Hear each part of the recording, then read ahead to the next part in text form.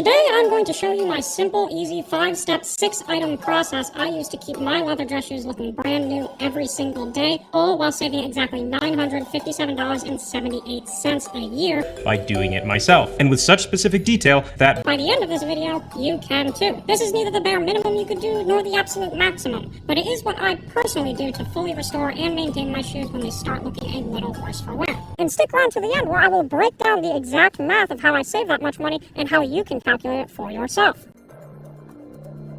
These are my stunning Balmoral Oxfords by Yearn Shoemaker. I love them to death, but they are in pretty rough condition, guys. There is no point in having nice dress shoes if they are going to look like this. So let's see just how well we can fix them up. Leather is, much like the skin from which it is derived, porous. And before applying any creams or waxes to it, we want to clear it of any dust, dirt, and physical debris so that stuff doesn't get pressed into the leather along with our product. Grab any clean, soft cotton towel. We want this to be wet enough that it will grab dirt, but not too wet that water will soak deep into the leather. To achieve this, I like to run just the center of the cloth under a faucet. Then I wring out the towel, which distributes the water within it. This results in a perfect level of slight dampness that will not wet the leather anything beyond a thin evaporative moisture. A good way to tell is that the towel should not feel wet, but rather just cool to the touch. Take one pass with the cloth, just gently gliding it over the surface of the shoe. This will remove the bigger, looser particles that would scratch the leather if you were to press too firmly. Then, using a clean section of the towel, make a second, more thorough pass to clean anything that remains. As far as pressure goes, think of cleaning a delicate glass vase. Gentle, broad pressure, but still firm enough to get anything that's stuck on. Next, give the heel block and sole edge a wipe. And don't forget the welt. You can use a brush, though I just use a folded edge of the towel to get into that crevice. I also give the sole and heel a wipe since I often wear my shoes indoors. And why not? Let your shoes dry for 10 minutes before moving on to the next step. Now that we've removed all the surface debris, we need to clear the leather's pores of any oils, microdirt, or old wax layers clogging it so that our next products can properly penetrate. I like to use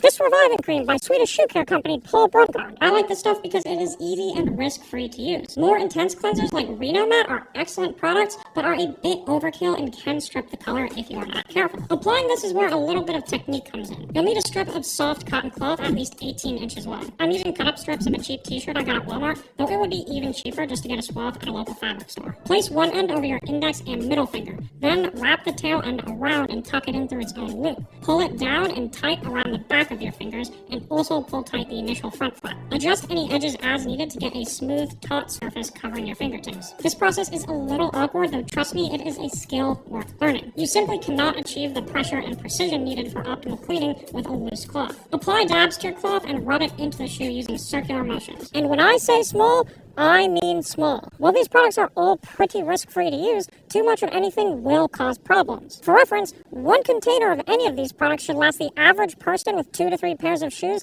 several years. Use less than you think you need, you can always add more. I like to start with the toe and, in patchwork fashion, move down the shoe until I get to the heel. You can be pretty firm here. This stuff also doubles as a mild conditioner, so it's okay to really work it into the leather. Try to be even in your distribution and rub in each section until the cream fully disappears. Part of why we do small sections is to avoid this. Leather is very sponge-like in that it is constantly absorbing what is on its surface. Letting any kind of product sit on the surface like this for even just a few seconds can lead to discoloration over time. You'll notice the cloth lift the grime from the shoe. If it is particularly dirty, you may want to switch to a clean section halfway through, though generally I only switch when I move on to the next shoe in the pair. Don't try to keep doing this until the cloth comes out clean like you would cleaning a countertop.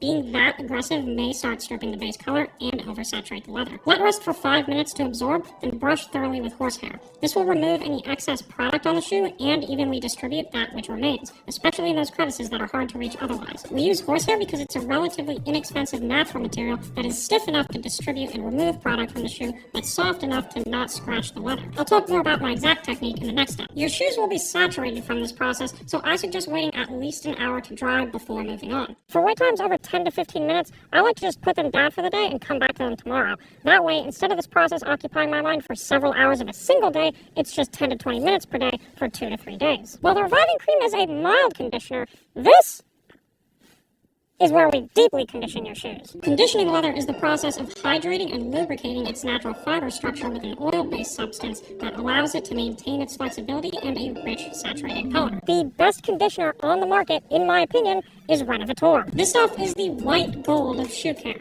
From the French company Saphir, Renovateur is a mink oil-based conditioner used by some of the best shoemakers and cobblers in the world. It also has some soft waxes in it which produce a nice gentle shine when brushed. For an animal-free alternative, they also offer a macadamia nut-based version that functions similarly. This process mirrors that of the reviving cream, though this time we will forego a cloth for our bare fingers. While a cloth is better for more even distribution of product, the direct contact and acute pressure that you get using your bare fingers will allow the conditioner to more deeply penetrate the leather. We still want to do our best to evenly distribute, but for an uncolored primary conditioner like this, our priority is getting that oil fully absorbed through. So feel free to use firm pressure here. Let dry for 10 minutes and give it another brush. Stick with long brush strokes here to maximize even distribution. While in some areas like the vamp toe and heel, I will brush in multiple directions to ensure no spot goes unbrushed. I always end with strokes that go front to back. Now that we are using products with soft waxes, it is important that all brush strokes are long and unidirectional to ensure an even shine. This can be tricky on areas like the vamp, so I try to come at them with a bit of an angle or rotate the brush as I'm sweeping it. Avoid short, stunted brush strokes that just poke and bend the bristles against the leather. This aesthetic shine will telegraph to others, your clients, colleagues, and business partners, that you take special care and attention to detail in yourself,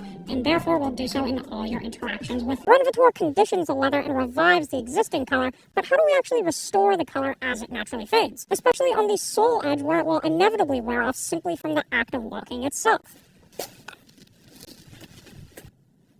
Cream polish. Cream polish is similar to conditioner in that it is an oil-based product, though this will have a slightly greater wax content and, most notably, dyes. As such, this product is best used to restore that fresh, better than brand new color to your shoes. While polish won't aggressively stain like actual leather dye, even distribution is nonetheless critical to avoid discoloration and patchiness over time. Thus, I like to, again, use a thin cloth to apply. We are going to do the same thing as we did for the conditioner. Use a similar quantity, though feel free to be lighter or heavier according to how much color you would like to impart. There is only so much the leather can absorb on one pass, so when I want even stronger results, I'll opt for multiple thin layers as opposed to one heavy layer. This also reduces the risk of uneven distribution. What's new here is that you can use this stuff to restore color to the ever-important but oft-neglected sole edges and heel block. Side note, even if you use a cloth, this process will stain your fingers. It's not permanent, it will wear off in a day or two, though you can expedite this if needed by rubbing it off with some isopropyl alcohol. Water will not work.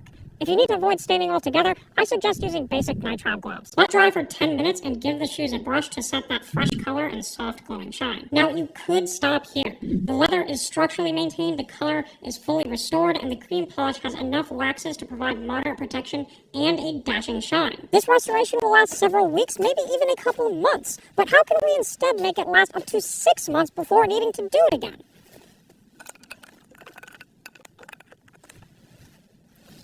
Wax will create a protective film over the entire shoe, mitigating the penetration of any environmental oils, salts, or water deep into the pores of the leather. It will also help seal in the conditioner, increasing its longevity. This won't prevent your shoes from getting dirty or needing to be cleaned again, but it will dramatically reduce permanent stains and discoloration. And the waterproofing on the sole edge is a bonus for those rainy or snowy days. Because I just saturated the leather with both conditioner and polish, I like to again let it dry for at least an hour, preferably overnight. Just like before, apply a layer of wax all over the upper of the shoe. If you want a bit more protection and shine, you can wait 5 minutes and apply another layer, though don't apply more than 2 or the wax film may become too thick and cause unsightly visible cracks. Because wax only sits on the surface and we will be brushing it thoroughly, even distribution is not critical. You can use a cloth or finger, though I like using my fingers just to have that haptic feedback and control. Wax is colored, though because we are applying so little, discoloration is not much a concern. Once the upper is done, apply 1 or 2 layers to the sole edge and heel block. Let sit for 10 minutes and give one last thorough brush. This will produce a higher glowing shine that will not draw attention, but will truly impress when noticed. Despite being simple, this routine is so thorough that you may not need to repeat it again for another 6 months.